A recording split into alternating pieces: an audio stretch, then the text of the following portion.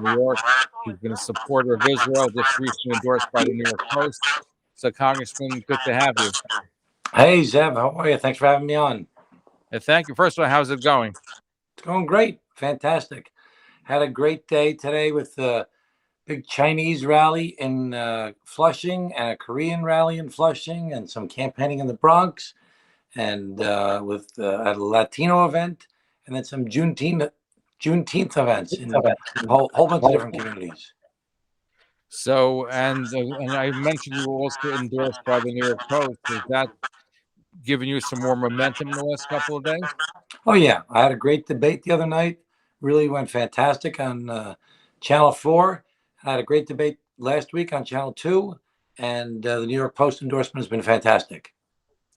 So the number one question is crime is such an important factor, and you would think that would make a difference with other parts of the country. It has made a difference. What's going on over here? Why isn't it making so much more traction in the ranks? No, it's a very big issue. People are very upset about crime. And this election, my number one issue is addressing public safety and crime. And either the voters are going to come out and vote on it or they're not. I'm sorry, what did you say, Congressman? It's the number one issue in my campaign. And people are either going to vote based upon the issue of crime that I'm trying to address. We have to fix bail reform. I have a 15-point crime intervention and prevention plan. And I think people are resonating with my message. That's why the Post endorsed me. Well, the question, though, is, though, and I know in Nassau County, where you're from, in the case of Todd Kaminsky, made a big deal of the fact that bail reform was engineered by Todd Kaminsky, led to, as they've called the streets. In New York State right now, I think Governor Kathy Hochul, that same scenario doesn't seem to be taking place. In other words, that bail reform doesn't be affecting the race as much as it has other races. Why do you think that's the case? Well, Todd Kaminsky lost the general election. Kathy Hochul's running in a Democratic primary. And a lot of typical primary voters for the Republicans are on the far right, on the Democrats are on the far left. So if I'm going to win this race, we need more people to show up that are concerned about crime. I think most Democrats are concerned about crime. The far left is in favor of what happened with bail reform. Most Democrats, independents and Republicans, want something done about bail reform. So how do you get that traction? Because here's the problem, is that we have early voting just started. The primary date is going to be June 28th. A lot of people are vacation-minded. So those that are going to vote, the people are going to be more on the Democratic primary, who generally votes is more on the left side, the Republican primary is more on the right-hand side. So how do you energize that base? Your viewers have got to vote. If they don't vote, the far left is going to win the primary. And for the Republicans, the far right will win the primary. If your viewers, who are more centrist people, want to have a say, they got to show up and vote in the primary, whether it's the Democratic primary or the Republican primary, whichever they're eligible for.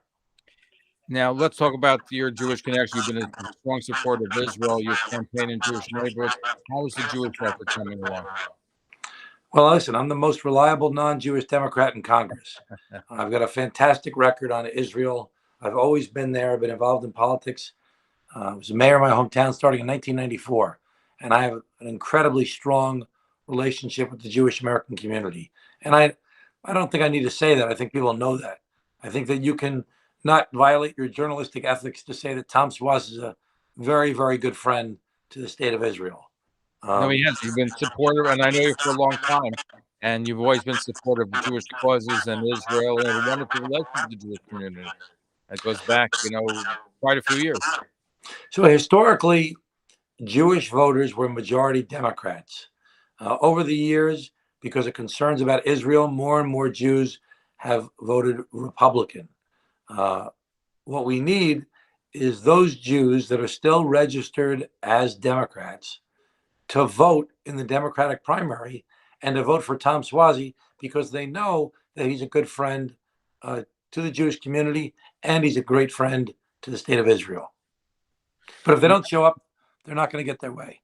Right. Well, I'm urging people to vote because there's no excuse that it's vacation time. You can get involved in early voting.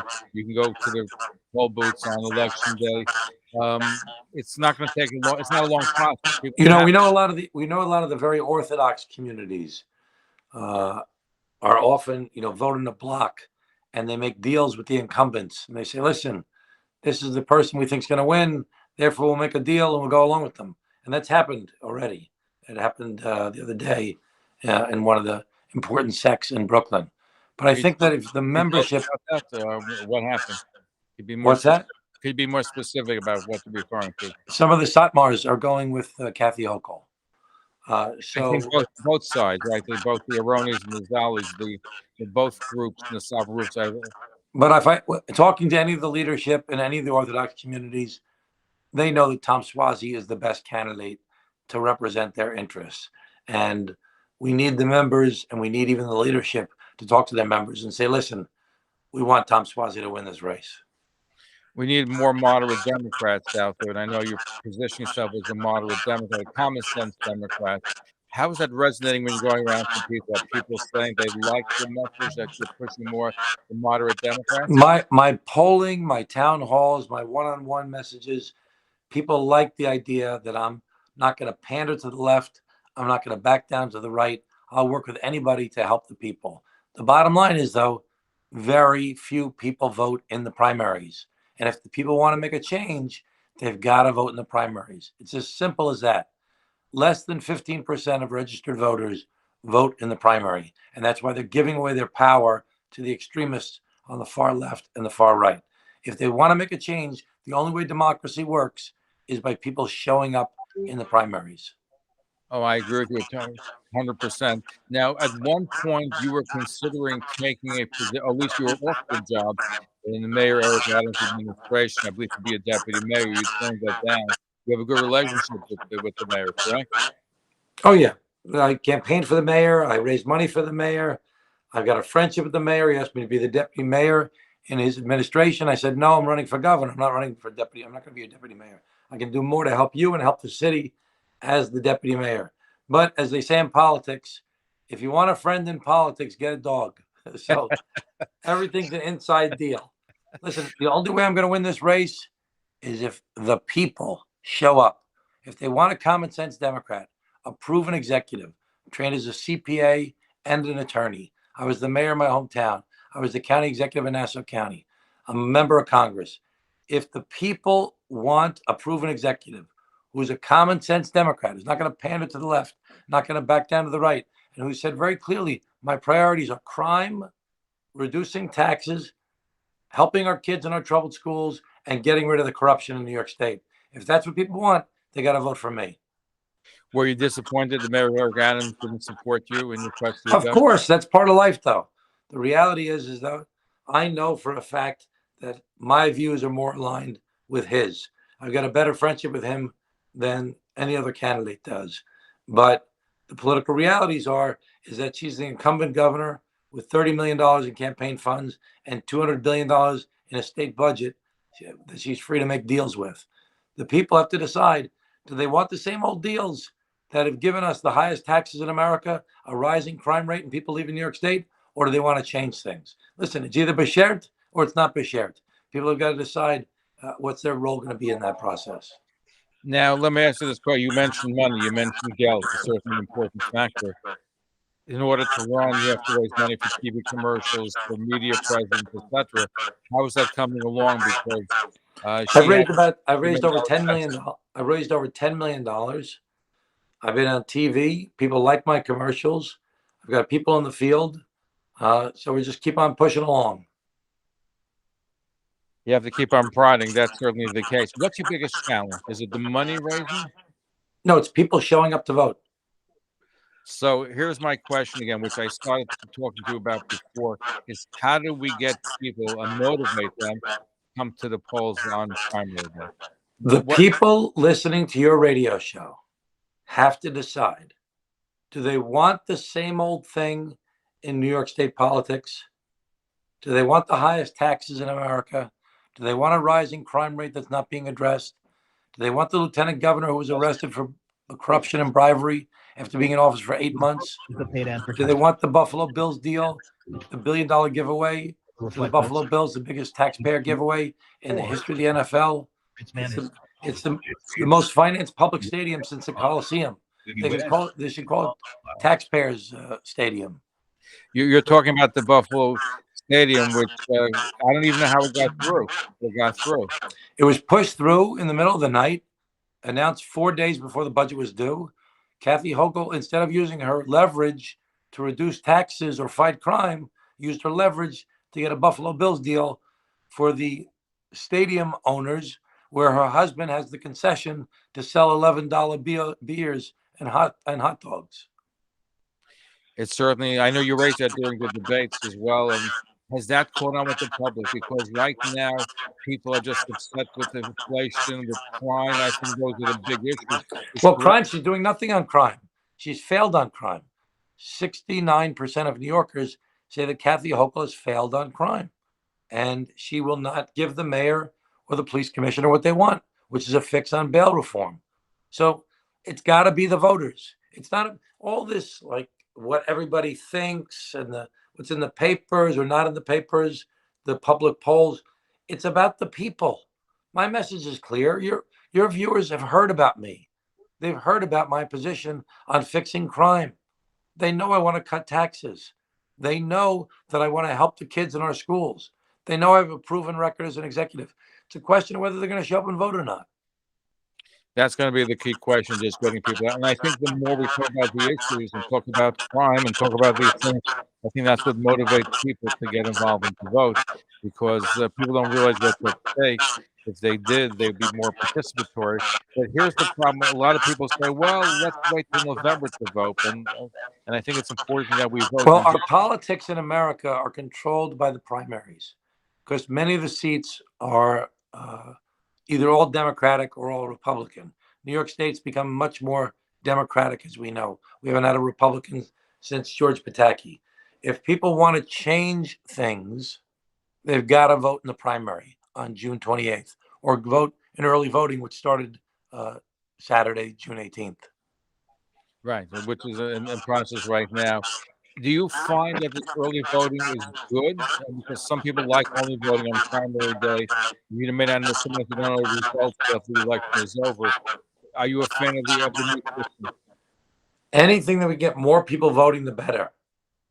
Very few people vote. There are 6 million Democrats in New York State. Less than 800,000 will vote in this primary. People have got to decide whether they want to change things or not.